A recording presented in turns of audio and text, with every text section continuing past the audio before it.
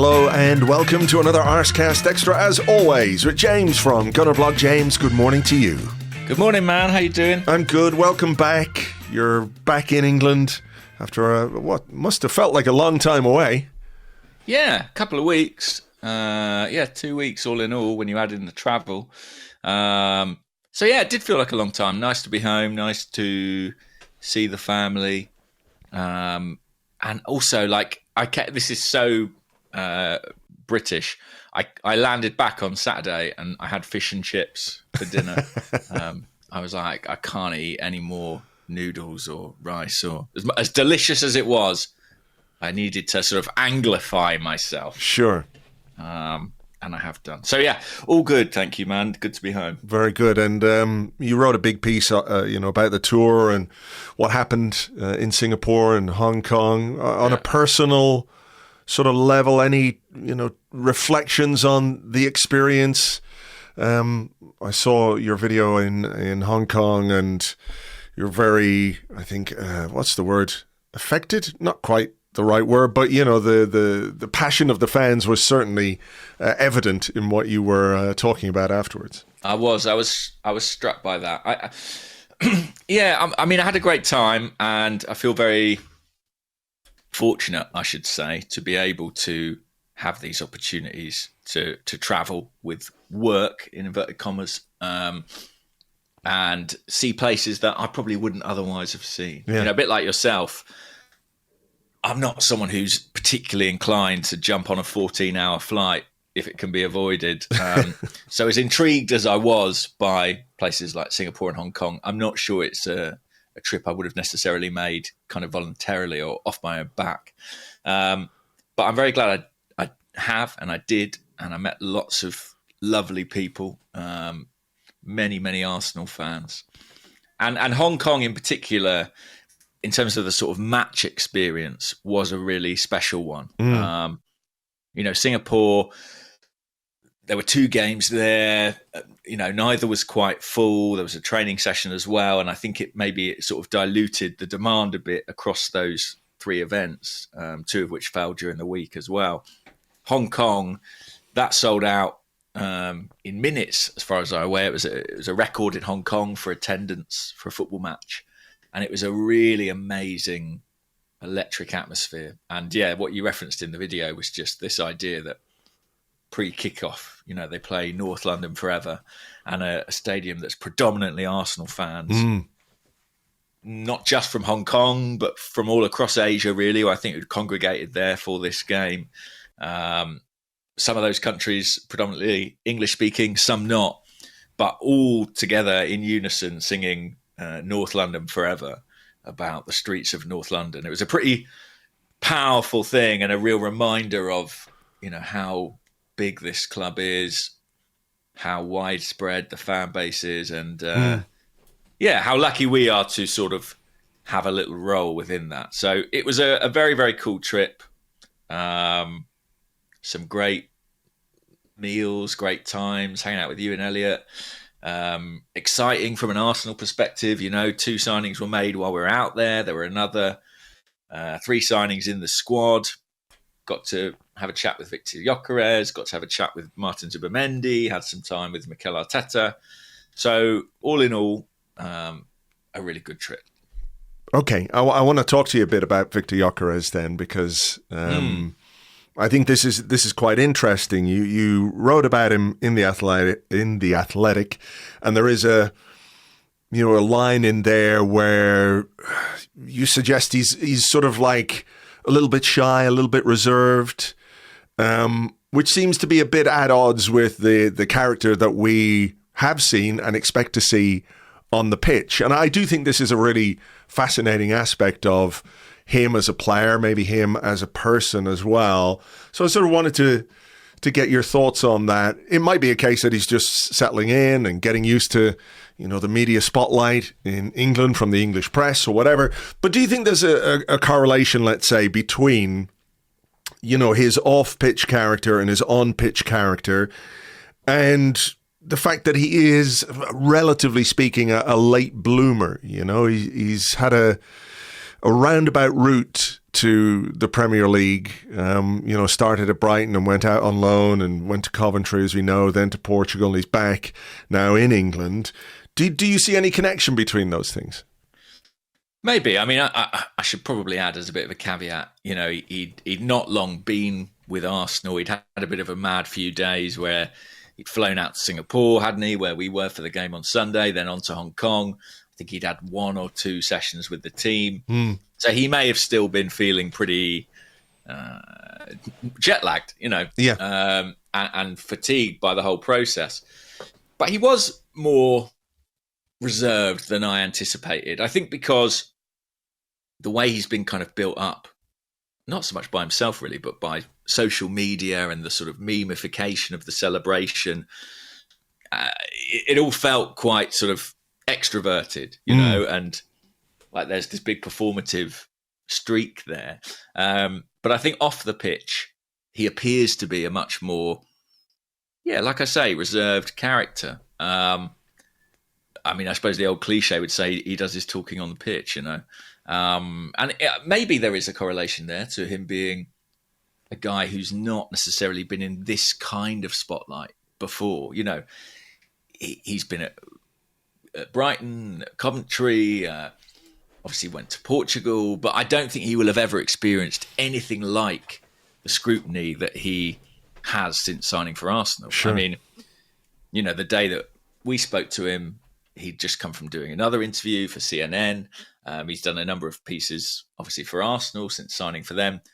Maybe in his, 10 years as a footballer, he's probably never had a week quite like this, where he's been called upon to do so much media activity, so many media engagements. But yeah, it was. I mean, that was one of the things I noticed about him. A relatively shy, humble guy. He was kind of being fed questions to sort of say, so are you the man? Are you the difference? Are you going to be the thing that makes Arsenal winners? And all his answers were kind of, well, it's about the team, So there was a sort of humility there. It's not we're not dealing with a kind of Cristiano Ronaldo level ego, thank goodness. And the other thing I noticed is his size. I met him after the Newcastle game for the first time, and he is a big guy, a really big guy. And having watched him train and play, I mean, whether he's quite at his sort of in-season weight, I don't know. I mean, I think he's been keeping himself in pretty good nick, but he is unusually broadly built for a footballer. Sure. I'd love to know what shirt size he's wearing, because it's certainly an L or an XL. I mean, his shoulder breadth, but his general frame is big, and that can go one of two ways, really. There can be good and bad to that. Yeah. Some footballers typically are quite kind of lithe, aren't they? They're quite sort of they're not slim. The bodybuilder physique, which he kind of is. He kind of is, and that may well work to his advantage. I mean, it certainly has worked to his advantage so far in his career. How it quite plays out in the Premier League, we'll have to wait and see. And I think it will probably take him a few weeks to get up to speed. I mean, that was an interesting part of the conversation as well. We sort of said to him, you've not been training with the club. You've not been training with Sporting. Premier League starts in a couple of weeks. Are you going to be ready? And he was really emphatic. Yes, I am going to be ready. Whether Mikel Arteta quite agrees, I don't know. Yeah. So yeah, I mean, it was really, really interesting. And then obviously speaking to people while you're out there around the club and having conversations, you're sort of hearing about stylistic adaptation to him. There's a recognition that, Arsenal will need to change to get the best out of him. And what that looks like and will look like, I think, is a really interesting thing. I mean, I think they know he's not a guy who wants to come back to the halfway line and exchange passes with the holding midfield player. He wants to be on the last line, on the shoulder, making runs in behind. What can Arsenal do to facilitate that, to make that happen? a lot of questions there, and I'm confident he's going to do well. But it wouldn't surprise me if, there's a little bit of a teething period as Arsenal and Gyökeres kind of figure each other out. Yeah, you've got to find the balance, don't you, between his need to adapt to Arsenal and Arsenal's need to adapt to him. I mean, we talked about this very briefly the other day, and I think what's really interesting about him and about the signing is that it does demand change, doing something slightly differently. And one of the accusations, I suppose, that if you want to call it an accusation or an observation, I don't know. Last season, you can think of all kinds of reasons why we became maybe a bit staid, a bit predictable in the way that we play, because of injuries, because of absences, because of suspensions, all of these things, right?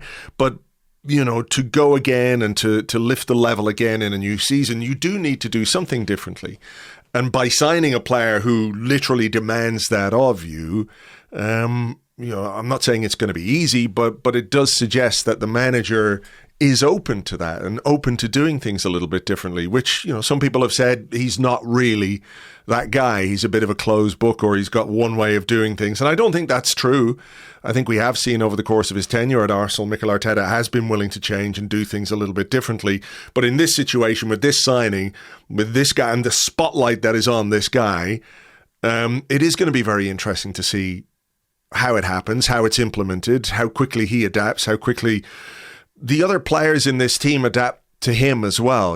That's the key, isn't it? Because if you do want to harness his direct running and the ability to get in behind and streak through and score goals, you've got to maybe move the ball a bit more quickly than we have done in recent times.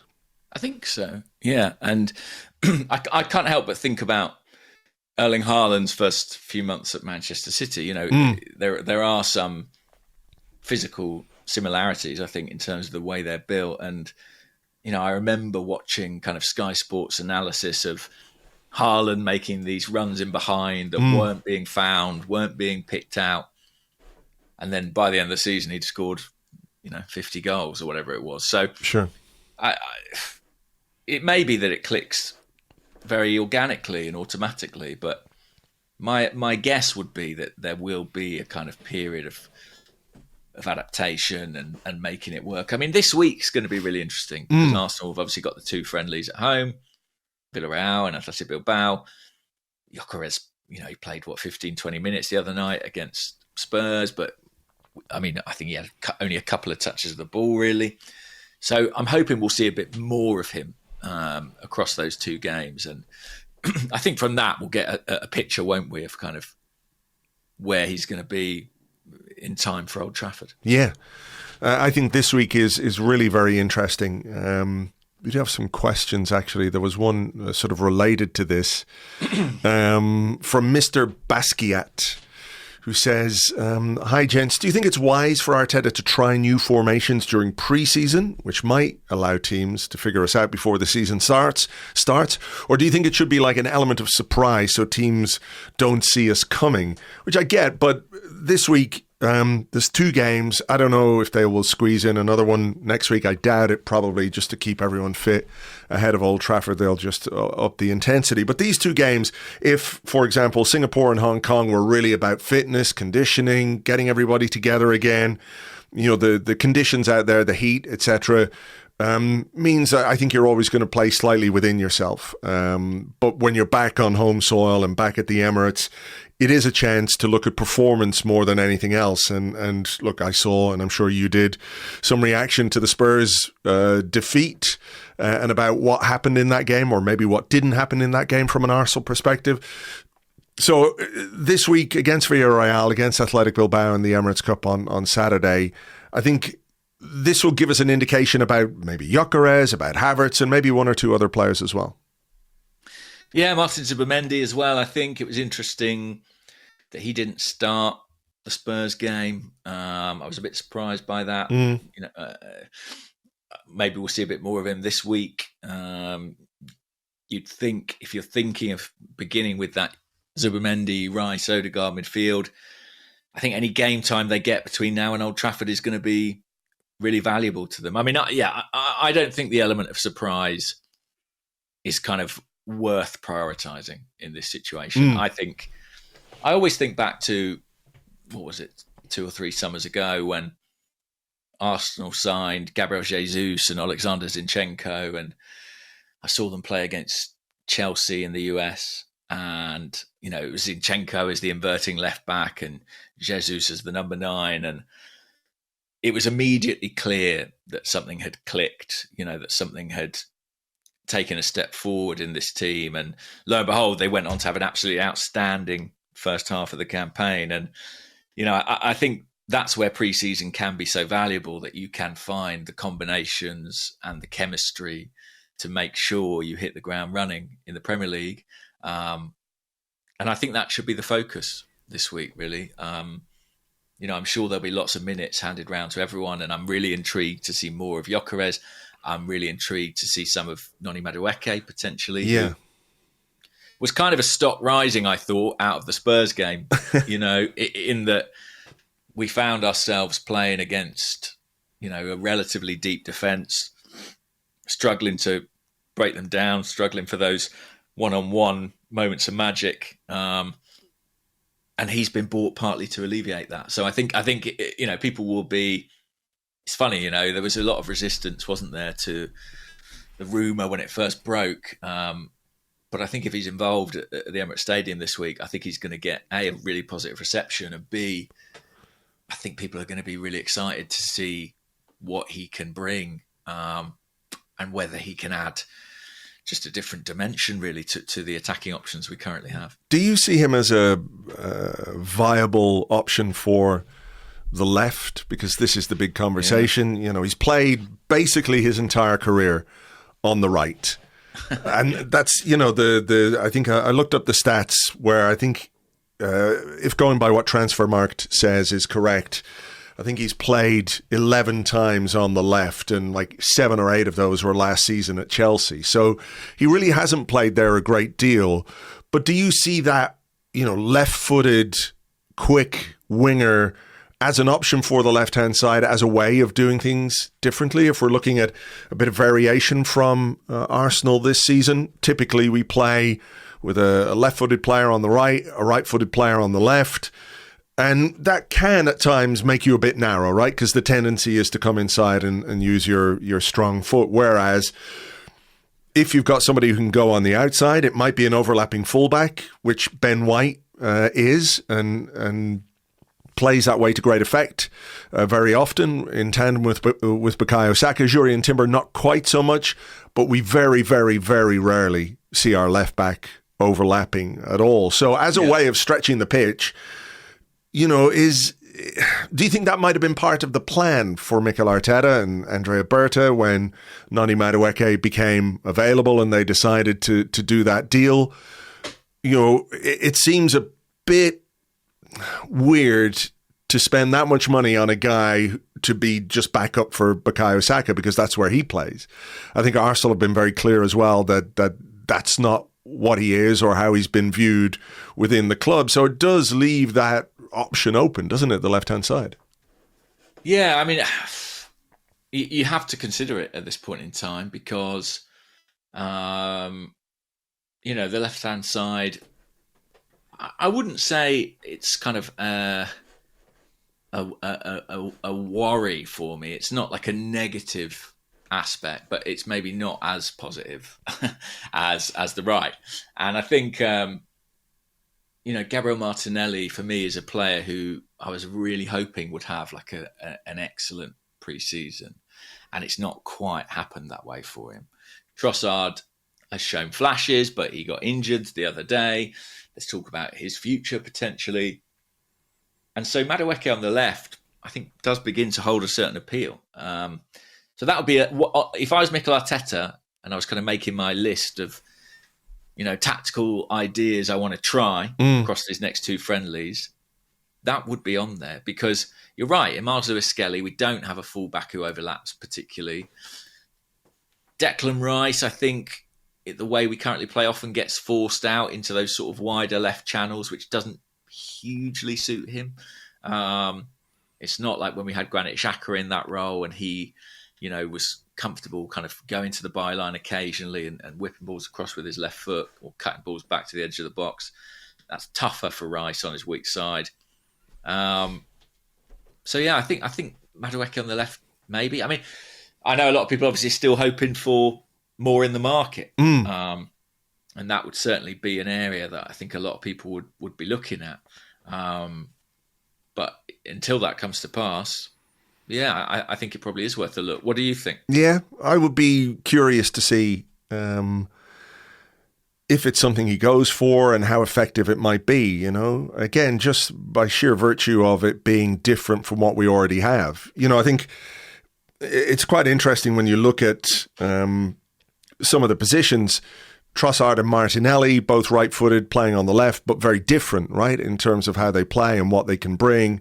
Similarly, Havertz and Gyökeres as strikers, number 9s, very different in how they play. How we deal with that stylistic difference is going to be very interesting, isn't it? Because, you know, Havertz will play one way, but Gyökeres will play a different way. You know, is it, I don't know, you know, the tactical shift you need with one on the pitch versus the other. Maybe one suits a particular team or a particular opposition more than the other, and we'll have to see how that goes. But yeah, I would be keen to see Madueke on the left, beyond, you know, the idea that we might bring somebody else in. I don't know who that is. There's obviously talk of Eze. And I feel like I'm repeating myself a lot when I say I don't really see him as a left winger per se. I know he can do it, but I don't know that that's where he's best. So, you know, where do you find the room in the squad, or where do you find the different option? And Madueke might well be that guy. Yeah, and listen, I mean, you know, if you listen back on the show, you'll hear that I wasn't overly excited about the prospect of Madueke. You know, I certainly had that kind of fan fatigue over another signing from Chelsea. But since then, I have had some more encouraging conversations about him. I was speaking to my counterpart at the BBC, Alex Howe, during the tour, who's watched a fair bit of Madueke. And he was saying how good he is in one-on-ones and how dominant he can be physically. You know, very quick, has that kind of wiry strength, that kind of Wilfried Zaha athleticism, which means combined with like really good technical skill, he can go into those one-on-one dribbling duels and come out with the ball.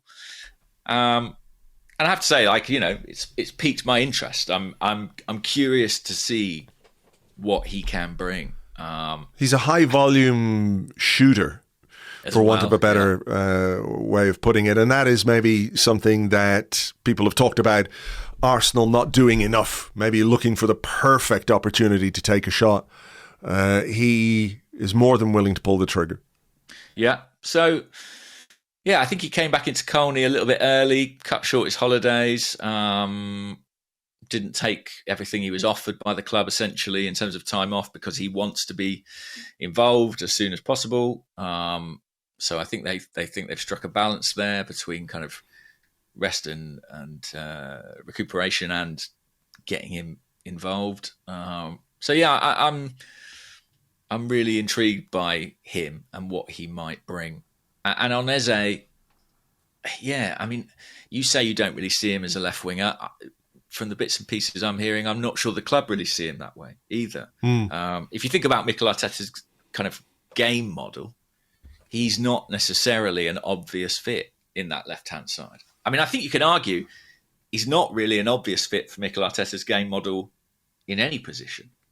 I mean, in a way, that's what makes him attractive, because he feels like he would offer something totally different. Yeah. But yes, I mean, there were stories this week, weren't there, about the release clause expiring. My understanding was always that Arsenal, you know, would never have paid the clause anyway. Their valuation of the player was lower than that. So I suppose it's a wait and see. But yeah, there's a lot of talk about it. but I'm not sure how. I don't think there's anything particularly imminent on it. I'll say that. Sure. And, it's not impossible that they might be looking somewhere else, depending on what kind of player they want to bring in. Mm-hmm. Does Max Dowman's preseason have any impact on Madueke on the left-hand side? Good point, because whatever we may say about Madueke on the left, I do think principally the idea behind buying him was to be able to rest or rotate Bukayo Saka without having a massive drop-off in quality. Obviously, that is also the position on the right-hand side where Max Dowman has been playing. He was obviously on the tour. I think it was decided quite a long time ago he would be on that tour. And after a year in which he wasn't eligible to play with the first team or the under-21s, I think it was necessary really to give him that, I don't want to say reward, because on talent he deserves it, but give him that recognition maybe. Sure. And show him that pathway, and make it clear, the esteem in which he's held by the club. I think it'll be interesting this week. Like, will he continue to have quite as many minutes, or will we see it slightly pulled back as, the competitive season approaches? I honestly don't know. I feel like he's passed every test that's been asked of him so far. Yeah, Arteta said he was a bit cautious about using him against Newcastle because he was concerned maybe about the physicality of that game. And, that is a legitimate question and a legitimate concern, for somebody who is just 15 still and still growing, physically maturing, right? And then you're in among those Newcastle guys who like to dish it out. I mean, he caught one off Joe Linton, didn't he? Seconds after coming on, before winning the penalty off him. That kind of performance against that team probably gives the manager a bit more reassurance about his ability to cope if he does want to play him in the first team this season. He's got to be tempted. He's got to be seriously tempted because, once again in Hong Kong, I don't know if you watched the game, but I did, yeah. He, when he came on that right-hand side, in my view, he looked the man most likely, really, for Arsenal. Mm-hmm. He looked like the guy who was going to make something happen. And, does Madueke come into the squad now and Max just gets bumped back down to the 21s? I mean, that's certainly possible. But, yeah, I don't know. I hope not. I hope we do see him at the Emirates Stadium this week. And if he performs there as he has done in Asia, I mean, Mikel Arteta's, he's going to be really, really tempted. Really tempted. Yeah. I suppose one difference is, in pre-season, they kind of have these huge substitute benches, right? Which he's not going to have the luxury of that in the Premier League, and we've got a big squad. So I think it's conceivable that Arteta could name an 11-man first team and a 7-man bench. It's 9 on the bench, isn't it? Oh, 9 now, right? Yeah. And it's conceivable that he might not find room for Max Dowman within that. But if you were doing it meritocratically and saying, based on pre-season, does he belong in the best 20 players? I think you'd have to say yes. Yeah. I don't want to get anybody down, and I don't want to get ahead of myself either, but if the emergence of Dowman is ahead of schedule, or they're considering using him earlier than they had anticipated, does that then have an impact on what happens between now and the end of the transfer window? Market. Listen. Yeah. Everyone wants another shiny new toy, because as soon as you get the toy, you want the next one.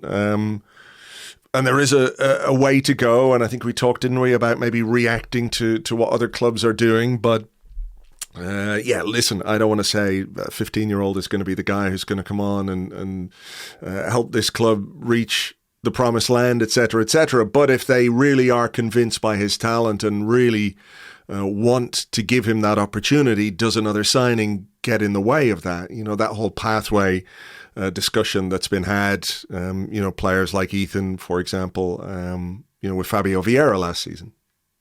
Yeah, exactly. I was about to say there was an element of that last summer where Ethan had a good pre-season and, you know, they decided to let Fabio Vieira go out without bringing a replacement in to create that opportunity. Well, you know, whether they regretted that when Martin Odegaard then went down for like 8 weeks or whatever it was with an ankle problem, I don't know. But if you look at where they're at with Ranieri now, where he's gained a lot of experience, played a lot of football, about to sign or about to announce a new contract, you know, they'll probably feel in the long-term sense it's worked out well for them. The Dowman one, yeah, honestly, I've got no idea. I really don't know what they're going to do about, you know, we had a conversation, I think a few weeks ago, maybe, where we were saying maybe once he turns 16 in the second half of the campaign, we might see more of him. But I think he's exceeded so many expectations since then in terms of what he's produced on tour that I think that timeline is genuinely up for grabs. You know, I think there's no doubt within Arsenal about the level of talent. I think the kind of how and when is to be discovered. But yeah, incredibly exciting. And also in terms of the market, you know, one of the issues with someone like an Eze is age, right? You know, what is the fee for the age of the player? He's 27. Sure. You know, how long is he going to be at that top level? But maybe actually someone who is in that kind of age bracket would make sense in kind of an attacking part of the pitch when you've got the likes of Ethan, you've got the likes of Max, who you're hoping within 2 to 3 years will be kind of first choice players themselves. Yeah, it's mad, isn't it? Eze could come in at 27, spend 3 years at Arsenal, to get to the age of 30, and Max Dowman will be 18. Yeah. Which is nuts, isn't it? Really? So he'll be on the downhill. He'll be on the way out. Then. Well, yeah, past his peak by some then. 12-year-old coming through. I also think, like, the Dowman conversation, I think if this was 10 years ago, I think it would be different. I think we'd be saying, well, you know, we probably won't see him for a while. But I do think sort of the prominence of someone like Lamine Yamal, for example, I know there have been your Brunis or your Fabregases before them, but I think the fact that Yamal has done what he's done at the highest levels of the game, you know, Champions League, international football, you know, before turning 18 as a kind of 16, 17-year-old, I feel like that's kind of shifted the paradigm slightly. And people's, I think Amy wrote a piece this week actually in The Athletic about how these young players are able to cope physically so much better now than they were previously. So I kind of feel like we're in sort of uncharted waters here. Like, you know, anything could happen. If you told me that we didn't see Max until the Carabao Cup, I would totally buy that. And if you told me that we needed a goal at Old Trafford and Mikel Arteta brought him off the bench and he scored, I'd also totally believe it. Yeah. I'm with you on that. We'll have to see, and maybe this week will tell us a little bit more about the manager's plans in that regard. I think it will. Yeah. I mean, you make the point, we do have a big squad. There are players who didn't play at all in pre-season. Gabriel and Jurriën Timber were out there but didn't really play, so they weren't on the bench at all, and they've got to be taken into consideration. You know, is there... People like Sambi? Did Sambi play? No, he didn't. He didn't play. Did you write that he played as a member of the staff team? He did, yeah. They did like an exercise in one of the open... In fact, they did it in both open trainings where it was kind of 11 outfielders against 11 staff who are basically sort of live mannequins, really. You know, they don't really have possession. It's sort of like just a way of working on patterns of play.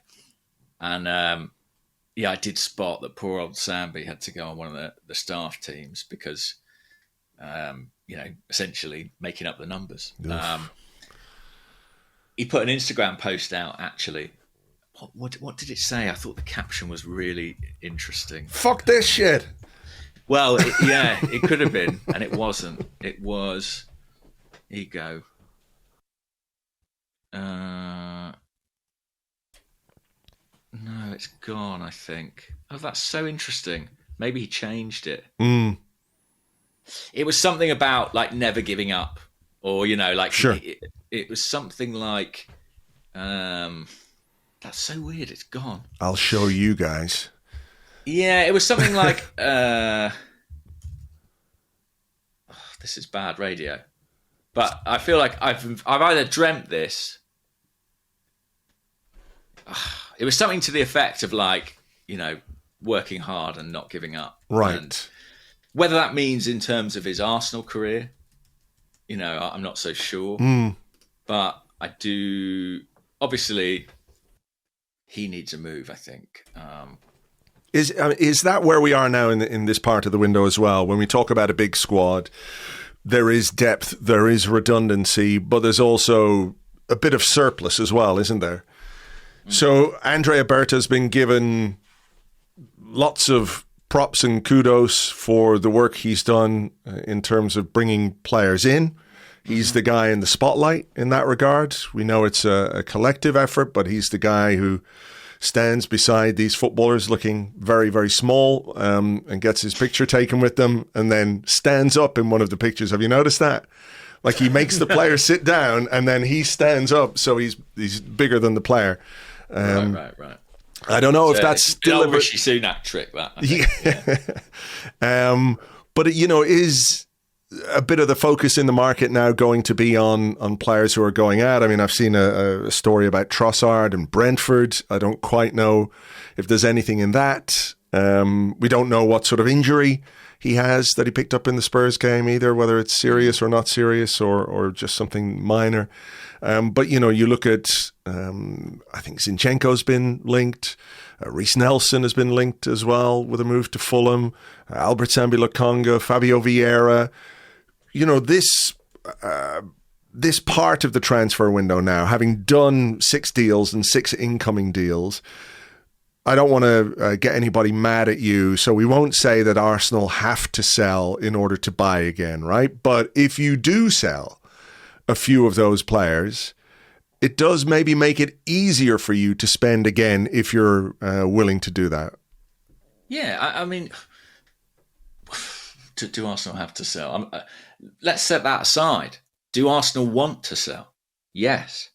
We had a big conversation last week about player trading, but Arsenal aspire to be a business that is sustainable, a football club that is sustainable, and one of their major potential sources of revenue is player sales.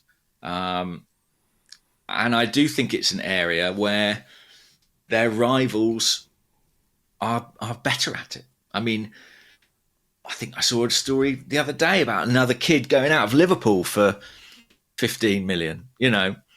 Chelsea continue to find creative ways to offload the João Felixes of this world. Well, yeah. but that's what we're competing with.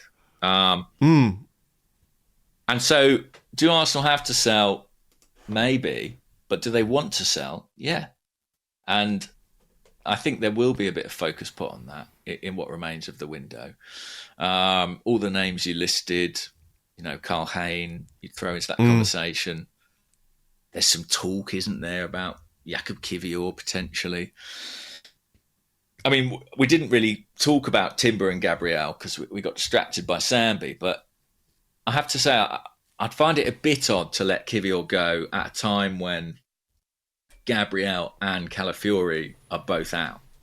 Yeah, me too. We've talked about him a bit, and I think my position on it was if after the way last season ended for him, he felt like he wanted to move, then I would completely understand that because his stock was high and he probably has or had options available to him that maybe he didn't have before. So from his own personal playing time perspective, it would have made quite a bit of sense for him to look for a move this summer.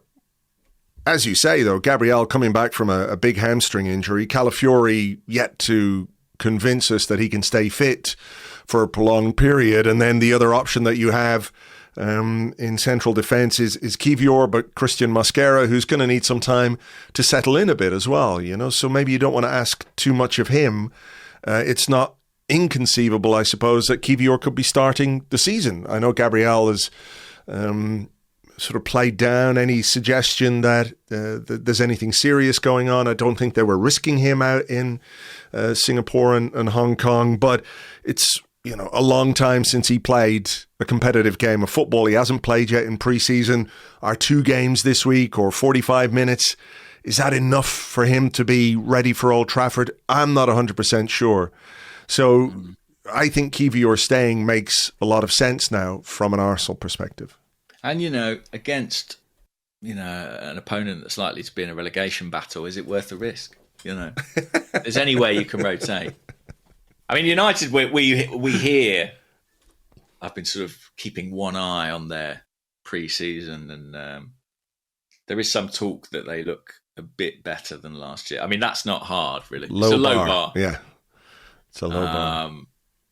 So, yeah, let's see. Hopefully, I think Arteta said he sees no reason why they shouldn't be involved already, rather, for the start of the season. But ready to be in the squad versus ready to start, they're not quite the same thing, are they? So we'll have to wait and see on that. In your sort of conversations, before we go into the break and take some questions, I mean, in your conversations, around the tour and with people, at the club, was there any discussion of Andrea Berta as the sales guy? The bringing them in guy, we know he can do that, but to what extent is that in his control? Because there are other factors as well, aren't there? There have to be clubs interested in your players. There has to be somebody willing to put the money down for you in order for you to sell. So it is a more complicated part of the role, isn't it? Yeah. I think there's been an emphasis, not just from Andrea Berta, but from the club more widely. And I think Mikel Arteta has probably been very involved in driving this too, on sort of getting players in as soon as possible, right? The 6 signings Arsenal have made in, so Mikel Arteta can begin working with them ahead of what is a very taxing start to the season. There is definitely an acknowledgement that there is another part to the window and the transfers remit, and that involves selling players. And there is an expectation as well that there'll be a bit of focus on that in the coming weeks. That's not to say the checkbook is closed. Arsenal definitely aren't going to do any other business. I think actually, frankly, the two are probably connected. I think the more they recoup, the more likely they are to go again in terms of expenditure. So, yeah, I definitely think everyone's aware it's something that needs to be looked at. I mean, Arsenal at the moment, I think I'm right in saying, have actually got maybe one player too many to meet the Premier League registration requirements. So they are top heavy, which is interesting because Mikel Arteta keeps saying we're short. Short of numbers, yeah. Yeah, but he may feel that, but I expect the kind of salary spreadsheet says otherwise. Yeah, maybe we've had the conversation about Arteta and time before, haven't we? Where he talks about players being out for months. He's been out all season, he says, about a guy who's been out for about 3 weeks. So maybe he's just not really very good at counting. Numbers aren't his strong suit, I guess. But that's why he's got, Andrea Berta and the rest of them. So, yeah, I do think that'll be a really... not only do we sell, but at what level are we able to sell? Yeah. And I think Berta has a big role in that. And actually, for a long time, I think Edu struggled. I think his case would be, I didn't have the assets. I didn't have players who carried the worth. And Arsenal were in that situation where they were doing kind of mutual terminations and all sorts. Last summer, that really shifted. and we had a really good summer in terms of revenue in the window. When you look back at what we got for the likes of Eddie Nketiah, it's a pretty good deal. Even Emile Smith-Rowe, I don't think we should feel too shortchanged by that transfer at this point in time. Aaron Ramsdale, we got good money for too. So let's see. I feel like we have slightly less attractive items in the shop window this year. But let's see what we can get. All right. Well, the next few weeks should tell us a fair bit about Andrea Berta's ability to sell or sell well or at all. So we'll keep an eye on that. Right, we will take a little break here and we'll come back with your questions and more in part 2 right after this.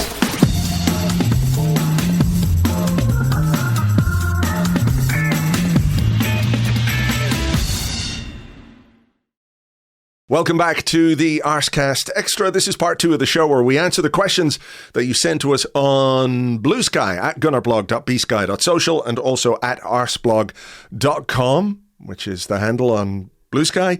Also on the Arseblog Discord chat server, which you get access to if you are an Arseblog member on Patreon.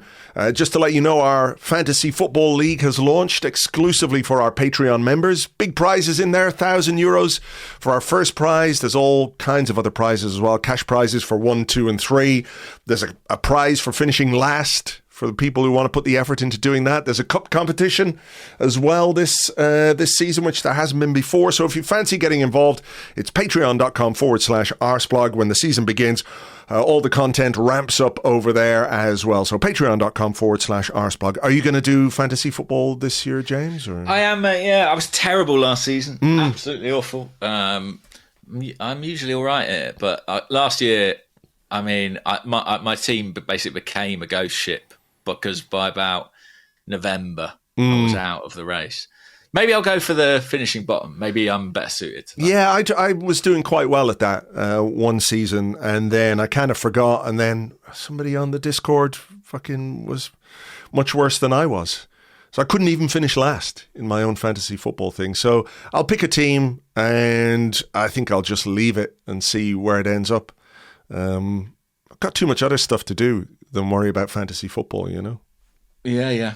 By the way, I've just seen Arsenal have launched their third kit. Yeah. Can I get your review of the kits for this season? A review of all the kits. Well, particularly this third one. It seems to be very popular, but I always have that thing of I just can never quite get on board with white or even off-white in this instance. But. Yeah, I know what you mean. There is that, Arsenal should not be playing in white because of the whole rivalry thing. It is a bit of a throwback to that kit we wore when we beat AC Milan, yeah. Yeah. And Sesko scored that goal and ran over. Yeah, it's a nice shirt. It is nice. I like the shorts. It's quite smart looking. Nice green goalkeeper jersey as well, which I like. But I've resisted the urge to go on the Arsenal website. Andrew Allen just sent me a message saying, I'm pretty certain the Arsenal shop has crashed. So demand for this one looks to be pretty high. It might well have done, to be honest. Yeah, I can believe that. There's been a lot of chat about this kit. I like the away kit, but some people say it looks a bit like a bit Man U-y or a bit Chelsea-ish. But there's always that risk when you go blue. You know. But I do like that one. Yes, the shop website appears to be being a little bit funky right now. Right. It does feel a bit too long since we've had a proper yellow and blue away kit, though, doesn't it? We've got to be due one, haven't we? Yeah.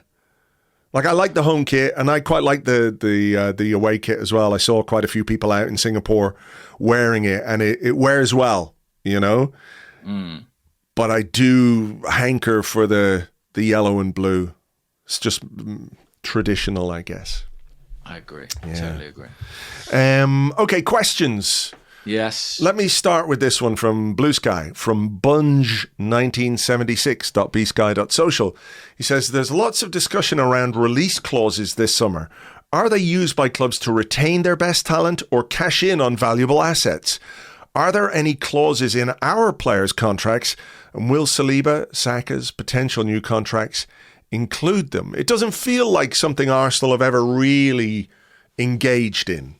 They're not typical in England, by the way. They're far more common in Spain, for example, but not really in England. I can't really remember an Arsenal player who's ever had a release clause. I think, well, in Spain, it's the law, I believe. I think employment law in Spain dictates that there has to be a notional release clause, even if it's €1 billion or whatever. Yeah. In the UK, it is more unusual. And Arsenal are a big club, and big clubs are less likely to consent. So sure. If you're a player coming in to join, a club who's just been promoted to the Premier League, your agent might push and say, well, we want a 50 million release clause in there so that we can make the step to a top club. But I think Arsenal view themselves as the kind of the final destination, sure, as it were, in that particular journey. I can't see a Saliba or a Saka realistically expecting one or getting one.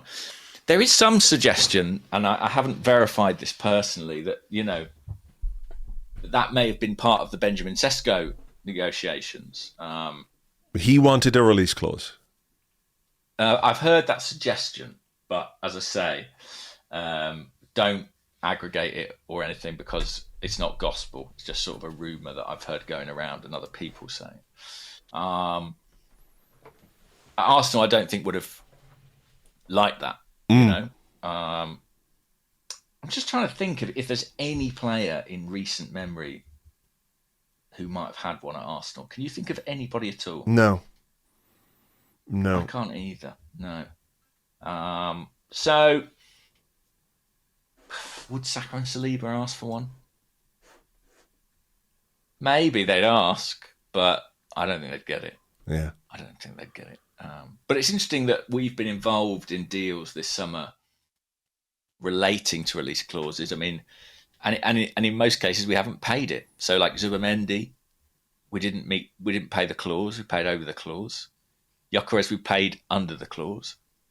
So, yeah, they're not always cast iron.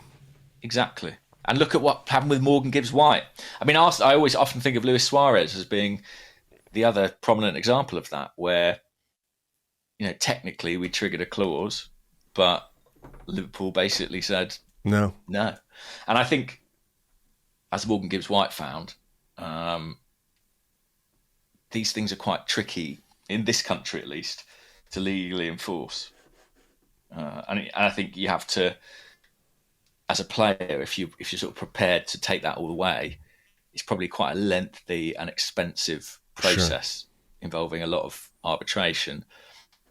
And usually the most expedient solution is just to sign a new lucrative contract with a higher clause in it. Yeah. Thank you, Mr. Marinakis. Yeah. Thank you very much, Mr. Marinakis. Yeah. Express your gratitude as wholly as possible to Mr. Marinakis, as many times as possible within a 3-minute interview.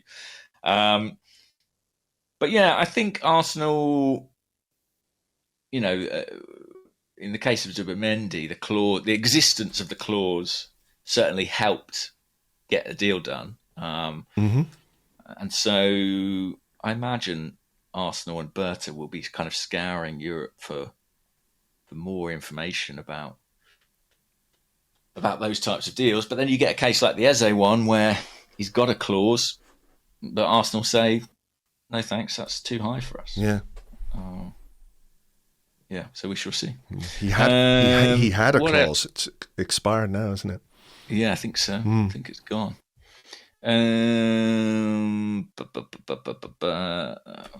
What about this? Doozy123 says, "Goodly morning, gents. I like Eze, but isn't there an argument for a younger player at a lower cost who could also boost our attacking talent? If Christian Mosquera can earn praise as an Arsenal signing, why not someone similar for the left wing? Surely it's reductive to claim no such player exists." Yeah, I think it is reductive. There's a whole market a whole world out there of footballers, aren't there? You know, we said that about Madueke, didn't we? Yeah, you know? Yeah. But is the case that the reason Arsenal like the idea of an Eze or a Rodrigo or an Anthony Gordon or whoever it might be, Morgan Rogers, is it that, as we kind of have said before, Arsenal are in a phase where they're looking for immediate results? You know, they're looking for immediate impact. Do those sort of speculative signings, you know, guarantee that? Certainly not. It is an interesting one because, you know, that win now or win next season thing is pretty obvious in terms of how we've done our deals. But beyond Mosquera, there really isn't a sort of young, I don't want to say experimental, but you're taking a little bit of a chance on a young player who's going to come in and develop, whereas the others, to varying degrees, are very well established. So maybe that in itself gives you the opportunity to try something a little bit different with that kind of player. You know, I keep saying it, I love Eze, but, you know, if they went somewhere else or if they got a different kind of player, it wouldn't surprise me either, to be honest. It all really depends, I guess, on what happens with Trossard and Martinelli, or if one of those players moves on.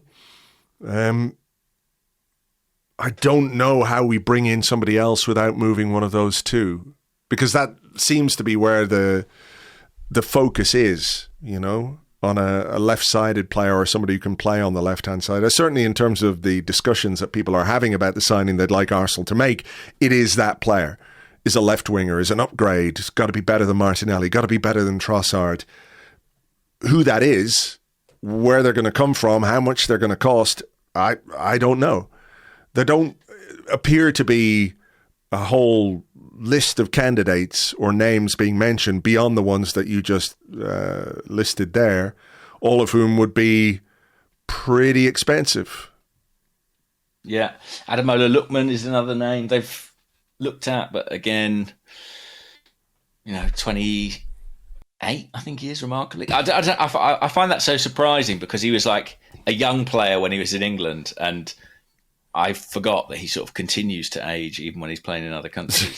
But yeah, you know, there've been some chats about him, I think, but you're probably looking at best part of sort of 50 million again, and he's 28. So 27, but 27 is he, right? Yeah, until October. So Afterwards. 27 until he's 28. Yeah. So yeah, I agree. I think with that idea that a left winger is probably more of a priority than a number 8, number 10 creative player at this point in time. And I think if one was to go out of Trossard and Martinelli, you'd have to say that sort of Trossard looks the likeliest right now. I mean, Martinelli, you know, there's not been a great deal of reporting around a lot of interest in him. Bayern Munich were mentioned, but they've now done Luis Diaz, haven't they, for that position? Trossard hasn't signed his pay uplift, as far as I'm aware. You know, he certainly seems to be exploring his options and his alternatives. What would we get for Trossard in the market, do you think? Well, it depends where he goes. If he goes somewhere in Europe versus somewhere in the Premier League. Yeah. In the Premier League, there's more money, so you're likely to get a higher fee. I thought the Brentford link was quite interesting, obviously, because they've got some issues, don't they? They've lost Brian Mbomo, and Yoan Wissa seems to be looking for a way out, or looking for a move somewhere else. You know, there was talk of Newcastle, there was talk of clubs in Saudi Arabia as well. So that position on the left-hand side might well be open for Brentford. So if Brentford need a player there, I don't know, would you get 20 million? Would that be fair? Yeah, I think that would be fair. I think that would be fair. I'd hope for a little bit more from a Premier League club, but you know, maybe that's not realistic. I mean, actually, Martinelli's the one where you feel like you'd be able to recoup more money. and it would be profit predominantly, given what you paid for him. But I'm just not sure there's a market right now. Yeah. There hasn't been any real speculation about clubs being in for him beyond Bayern, as you said. Saudi, there was a whisper about Saudi, wasn't there? But I don't think he'd be desperate to go there. Let's put it like that. Mm-hmm. I mean, things can change. We're at the start of August, and it only takes a few dominoes to fall in the market, and suddenly a club might be interested again. Yeah. But at the moment, it's not easy to foresee where he might go. All right. What about this one from Gaines on the Discord? He says, with it looking increasingly likely that Isak, Gyökeres and Sesko all end up playing in the Premier League next season, do you think that adds more pressure to perform on Andrea Berta, on Mikel Arteta and on Viktor Gyokeres? The club has gone all in and everyone knows it, so I'd imagine the narrative and comparisons are going to be running wild. What's the multi-club equivalent of cutting to Aaron Ramsdale on the bench every time Raya makes a mistake or makes a save, for that matter? Yeah. Well, that's Nick Pope's fate now, isn't it? To have to cut away to Aaron Ramsdale. So I think what goes around comes around. Now Aaron Ramsdale is the guy going into a club probably to oust the existing number one. I think, yes, the short answer is if all three of those players are in the Premier League, there is going to be a lot of comparison. I think particularly with Sesko, because I think most Arsenal fans appreciate that as much as we loved the idea of Alexander Isak, I think everybody recognises that doing it would have precluded a lot of other business. What's the reputed Liverpool bid that's already been turned down?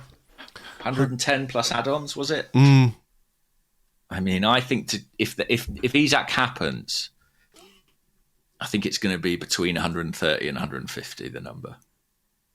What would you do if you were Newcastle? I don't want to make you out to be the arch villain here, but you're Newcastle, you're owned by the Saudi Arabian Public Investment Fund. Liverpool are trying to take your best player, your star player. You don't need the money. Like, if you want to run Newcastle as a self-sufficient business operation, yes, you can argue that bringing in 150 million would be good for them and the way that they operate and PSR and all those kinds of things. But if you were really spiteful, you just kind of play it all out for the month of August, wouldn't you? And then just not sell him. Keep your player, give the middle finger to Liverpool, and everybody moves on until next time. Or is that just completely unrealistic when those kinds of figures are on offer for a player? They paid, 70 million for him, something like that, 75 million? Yeah. So double your money, and it allows you to, to spend most of that on Sesko as a replacement. I don't think Newcastle Saudi owners would love the optics of sort of being forced to sell a player. You know what I mean? Yeah. I don't think that's the image they are going for with this project. But the other side of the coin is that PSR, whatever you may think of those regulations, is a sort of structure and set of rules that Newcastle have to abide by, right? And it does inhibit their capacity to spend, and they have had PSR issues in the past, and may do again this summer. If selling Isak, kind of from a strategic perspective,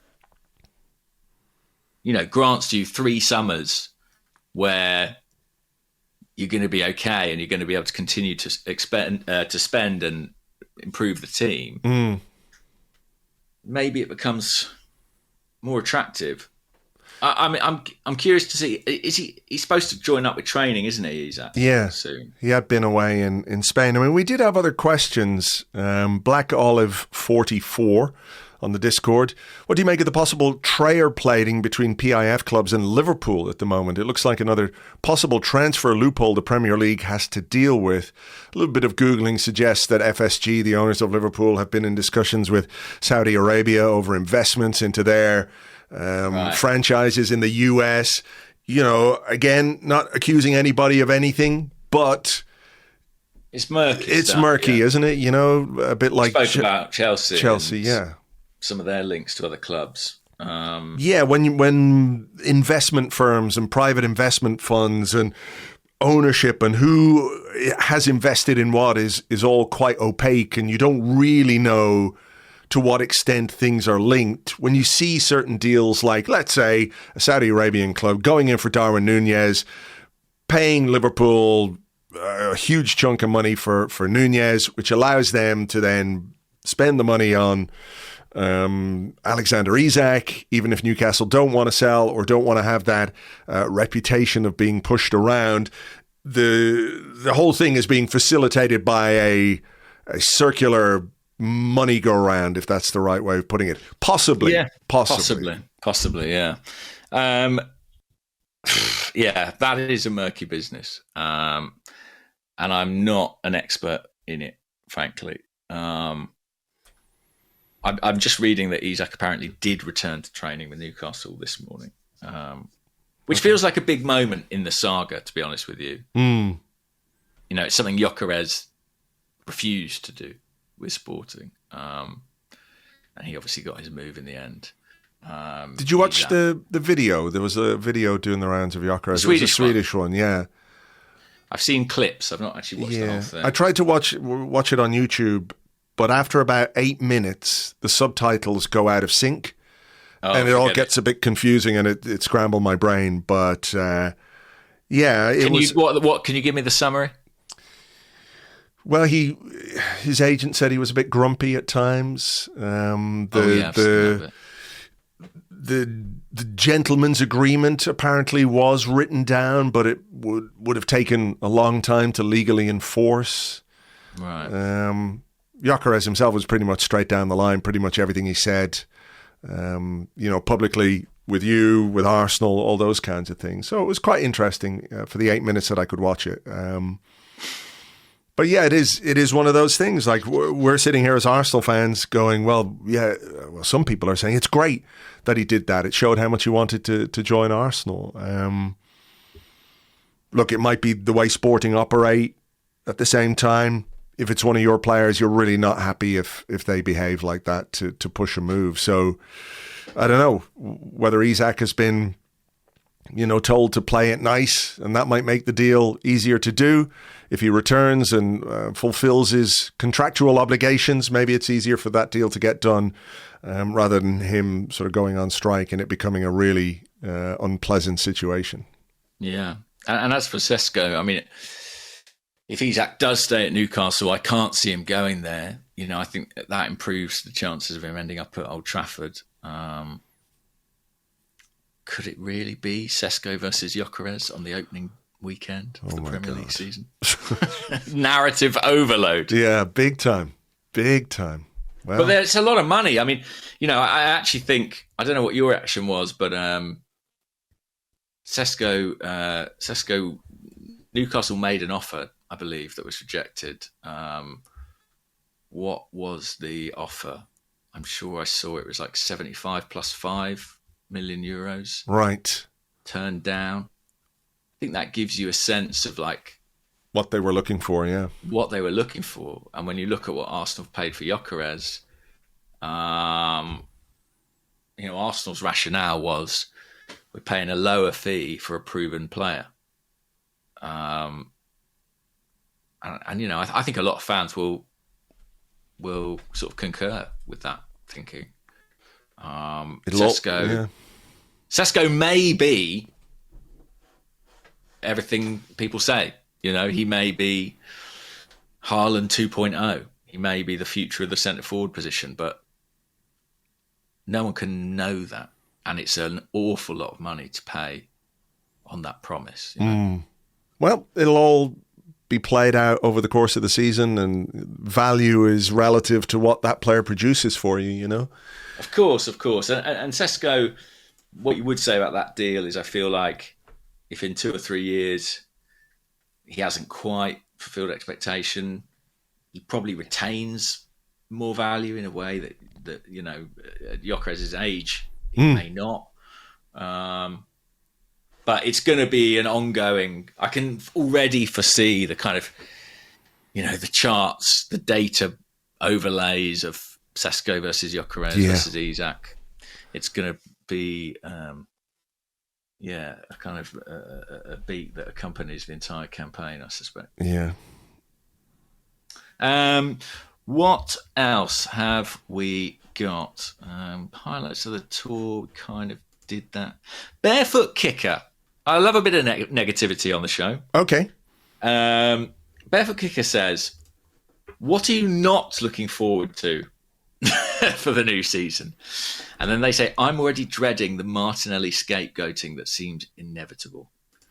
That and us giving up a goal off a corner that came from Raya holding the ball for too long, milliseconds longer than Michael Oliver deemed allowable.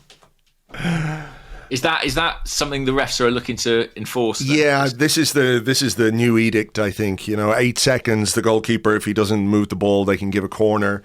And I imagine in the opening weeks of the season, that will be rife. Yeah, they'll be very strict on that in the same way they were with the other implementations that seem to happen at the start of every season and then fall by the wayside as the season goes on. Like whereas he does like a fall on the ball, Raya. You know, he does. Keepers do. Yeah. Slow it down.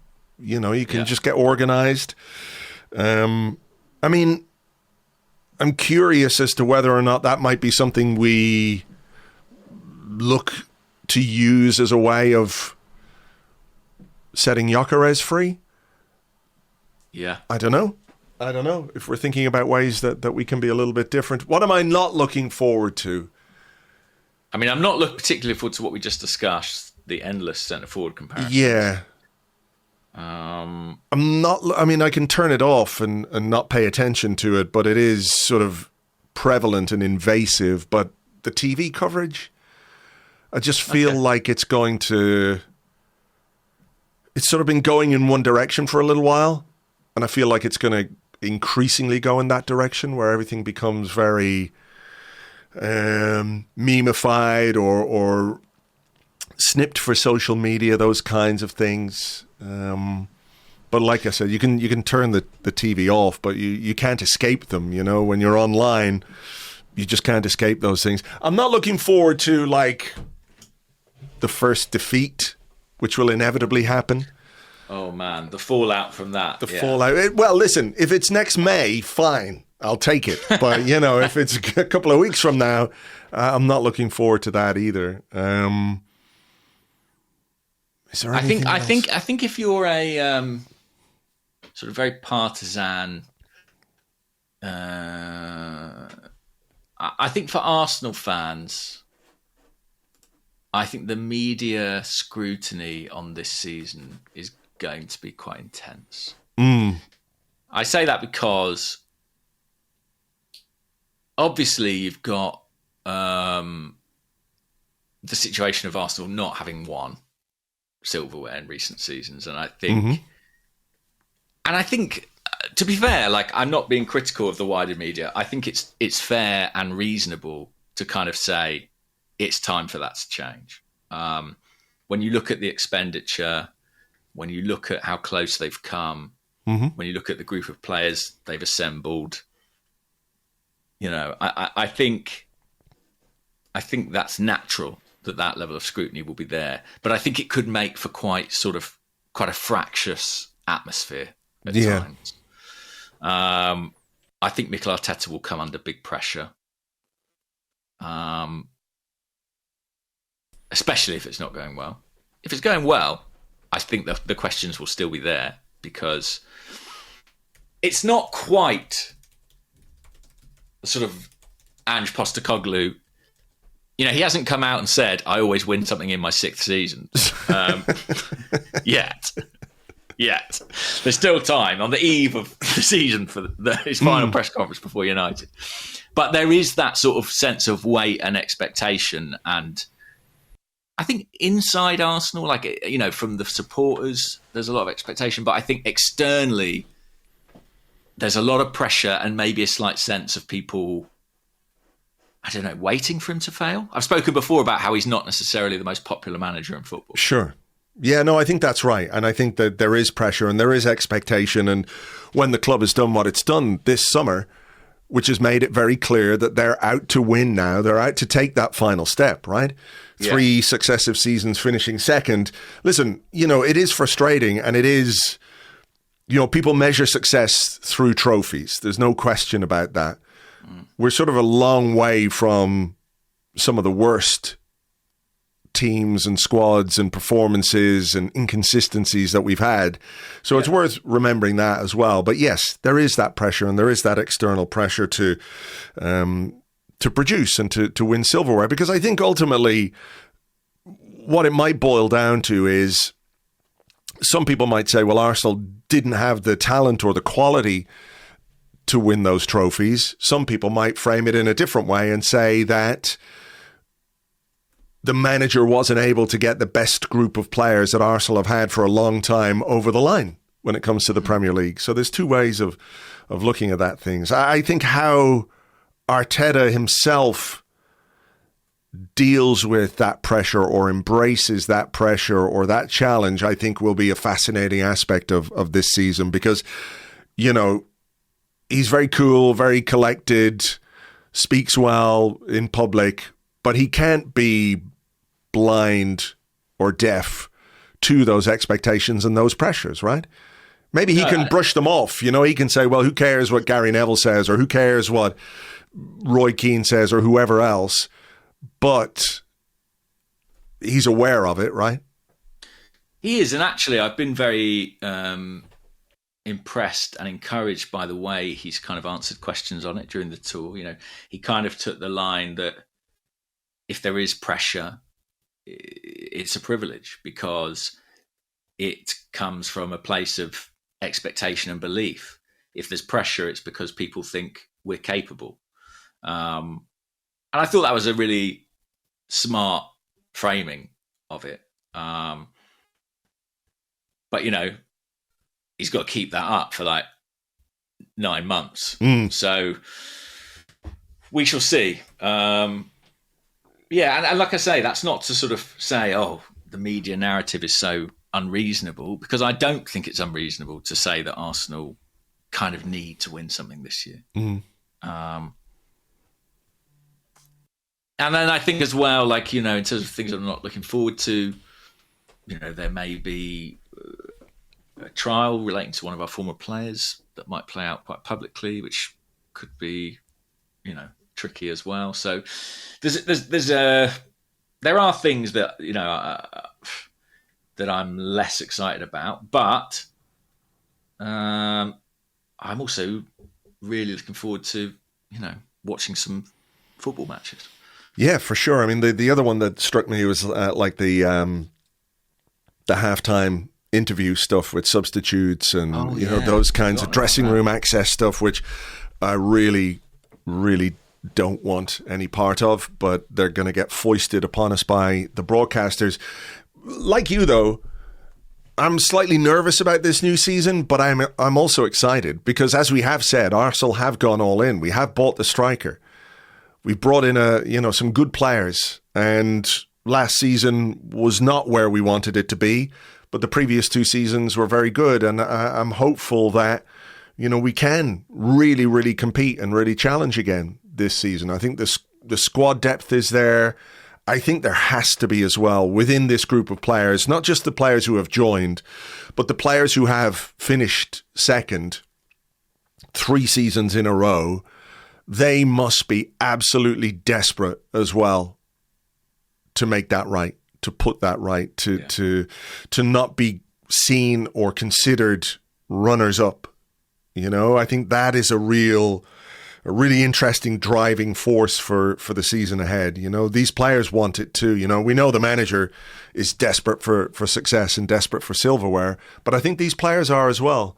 And how that then transpires into performances and character and the way we see this team operate throughout the season, I think is going to be really, really interesting. You know, what was a key of, let's say, the title challenge season or the title challenge seasons was the ability of the team to keep going, to win games late. You know, is that something that we will see again? You'd like ideally to be winning games quite comfortably all the time, but that's not how it works. That's not how football works. So, you know, is that how it will manifest itself? You know, a game that looks like it could end in a draw, all of a sudden at the death there's a late goal, or we keep hammering the door down till we find our way through. I'm really excited about that, I have to say. Yeah, and I'm excited. I mean, we've flipped the question on its head, and in a way, thank goodness, because you know, it could get quite dark. But I'm excited by this idea of like a slight shift in style as well. You know, there were times last season where, admittedly, we had a lot of key players missing, but the football was a bit turgid. And if we can develop in a way that's maybe a bit more dynamic, then I'm really excited to see that. We had a question. Let's do this one just to finish us off from Cody on the Discord. And it's in that ballpark. He said, the tactical adaptation that unlocked our success in 22-23 was the inverted left back. It's made us a ball-dominant side and helps us beat really good teams like City and Real Madrid. However, I feel it's hurt us against sides that sit deep as our left wingers get little to no support, leaving us easy to double and sometimes triple up against on both wings. Do you think we'll see a different tactical approach against smaller, in inverted commas, smaller sides this year, and what that might look like? Could it be pushing both fullbacks up, more aggressive centre-back play a la Calafiori? And this is actually something I wrote about in the blog today, is like, what Gyökeres demands of you, and maybe what Madueke brings. Is there a need as well to look at, you know, how our left back plays? And it's not a critique of Miles Lewis-Skelly. It's not a critique of Ricardo Calafiori when he plays there. But I do feel like that is, for all the benefits that it brings us, teams know it inside out now. And I think we saw maybe a couple of times last season where it was potentially a vulnerability. Maybe it was down to the inexperience of Miles, you know, holding onto the ball when maybe he should move the ball a couple of occasions, you know, or you get turned on halfway or whatever it might be. But is that an area you think that Mikel Arteta might be looking at doing something a little bit differently? Are you saying bring back Kieran Tierney? Yeah, the old meat and two veg left back is what we need. Well, I have to say, watching the team in pre-season, I did feel like Miles was inverting slightly less than he did at times last season. There were moments where he was kind of more in the sort of traditional left back spot, I thought, which was an interesting development. Yeah, I do think that we always look at the left-hand side and we always talk about, you know, personnel and transfers and what could make us better. But there's definitely a kind of structural, tactical issue on that flank too. I don't think the way we build up on that side is necessarily conducive to the game of a Gabriel Martinelli, or frankly, a Rodrigo or anyone else you want to name. Like, we aren't releasing players into that space in behind to run onto, or even getting them one-on-one, I think, enough. So, yeah, I think that is some tweaking and tinkering on that side of the pitch could pay real dividends, whatever we do in the market. Yeah. Well, maybe this week will tell us, because the games on Wednesday against Villarreal, Saturday Athletic Bilbao are the last chance for Mikel Arteta to prepare his team and maybe implement some new tactical shifts. We will wait and see, or whether they're a big surprise at Old Trafford. Who knows what might happen? All right, we had better leave it there for this particular episode. To you guys listening, thank you so much as always for being with us, for subscribing and all the rest. We will have an Arsecast for you a bit later in the week, probably after the game on Wednesday. Thursday morning we'll do a post-game and see what we've learned from the win, I hope, over Villarreal. For now, though, take it easy, folks, and we will catch you on the next one. Bye-bye.